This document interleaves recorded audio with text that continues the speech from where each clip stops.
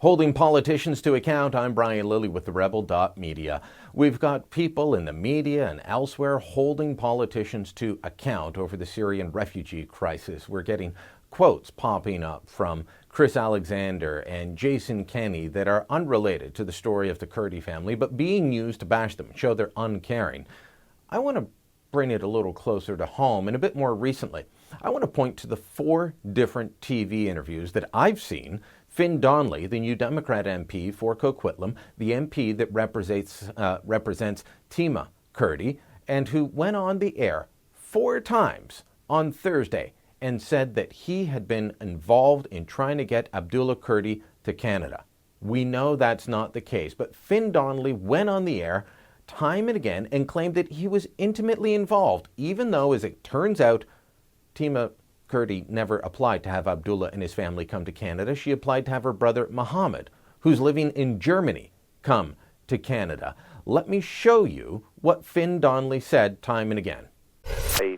I said to Tima that I would hand deliver it to the minister, Mr. Alexander, which I did in Parliament, walked across and handed him the letter. Walked across the aisle in the House of Commons and handed it to him, had a conversation with him, asked him to look into this, walked across the aisle in Parliament, handed the letter to Chris Alexander, and I implored him to read the letter, to investigate into this case and to act. For me, I felt compelled to act. All she wanted, and all I was trying to do as her representative, was say, look at this, review this, give it a fair review. I'm just shocked and devastated that this is the result.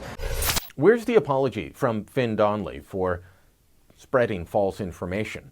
You can fault the media outlets for not getting it right, but when you've got the member of Parliament who says he helped write the letter, when you've got the member of Parliament who says he was intimately involved in this, claiming this is what happened, it's hard to fault just the media outlets. Fin Donnelly should be held accountable for what he did as well. He spread a false story, one that made it seem like Canada had a responsibility, a direct responsibility in the death of this little boy.